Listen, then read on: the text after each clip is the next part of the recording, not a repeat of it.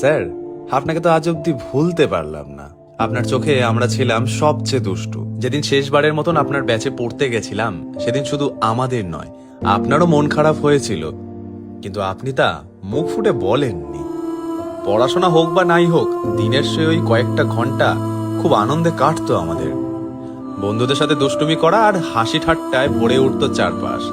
সেই দিনগুলো জানেন তো স্যার, আজও খুব মনে পড়ে। আপনার ওই ব্যাচটাকে আজও ভীষণ মিস করি আমরা। আজও যখন আমরা একসাথে বন্ধুরা দেখা করি, তখন আপনার ব্যাচের গল্পটা আজও আমাদের মধ্যে উঠে আসে। আপনি যেমন বিশেষ ছিলেন, তার থেকেও বিশেষ ছিল আপনার সেই ব্যাচটা। জানেন স্যার, আজও সকালে ঘুম ভাঙার পর মনে হয় ছুটতে চলে যাই আপনার সেই পুরনো টিউশনের ব্যাচেতে।